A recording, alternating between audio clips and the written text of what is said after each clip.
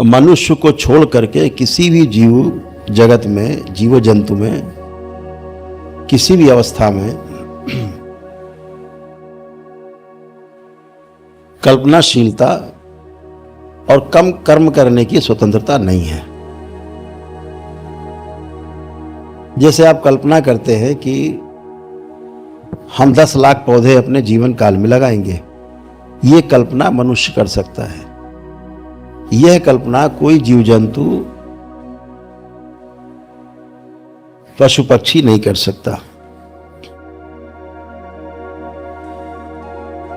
ये कल्पना आप कर सकते हैं कि हम ऐसे लगाएंगे 10 लाख तो उससे धरती पर खुशहाली आएगी, हरा भरा होगा और हमारे लिए ऑक्सीजन तैयार होगी और वातावरण की जो कार्बन डाइऑक्साइड है वो पौधे ग्रहण करेंगे, उनके काम आएगी।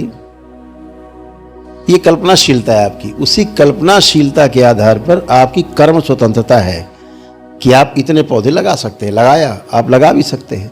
ये दोनों शक्तियां मनुष्य जाति के पास है। हाथी कितना बलशाली है,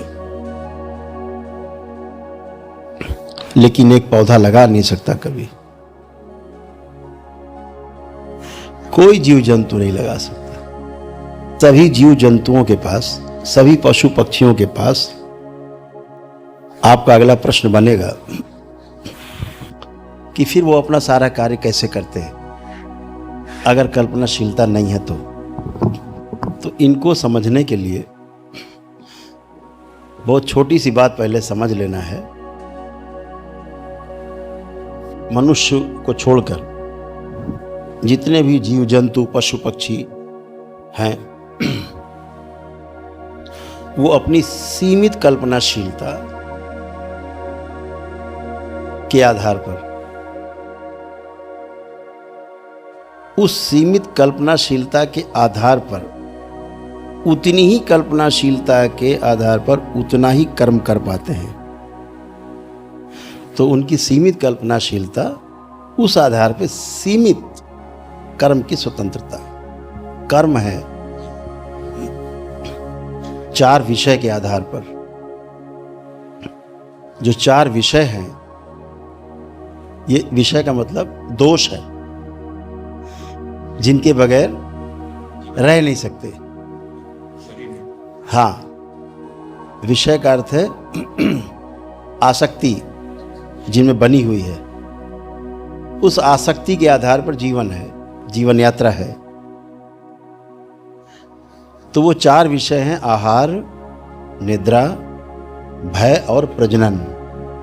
ऐसे 4 विषय हैं जिनके आधार पर उनका जीना होता है स्वयं के लिए, अपने कुटुंब के लिए। जी। सोना है, खाना है, कैसे बचना है, कैसे मारना है और कैसे प्रजनन करके आगे बढ़ना है। ये उनको मेमोरी उनके माता पिता की मेमोरी से सीधे सीधे ट्रांसफ़र होती है उनके मस्तिष्क में।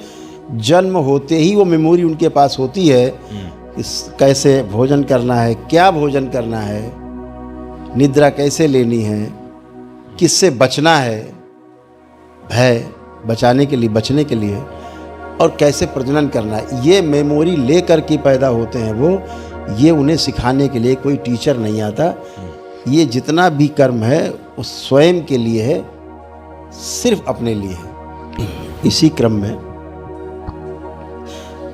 इसीलिए जीव जंतु, पशु पक्षी में कर्ता का भाव नहीं आता है, क्योंकि वो उसको जन्म से ही मिला होता है। आहार, निद्रा, भय और प्रजनन 4 विषय, इसलिए कभी उसमें कर्ता का भाव नहीं। ऐसे ही मैं चूंकि पूरा जागृत नहीं होता है, जीवन तो संगठित हो जाता है। जो आत्मा, बुद्धि, चित्त, वृत्ति, मन है, ये तो संगठित हो जाता है जीव जगत में। लेकिन जो उसमें मेधस है, मेधस पूर्ण समृद्ध नहीं होता है। मेधस होता है लेकिन पूर्ण समृद्ध नहीं होता है। पूर्ण समृद्ध मेधस जो है सिर्फ मनुष्य में है। जो इसमें तैरता रहता है।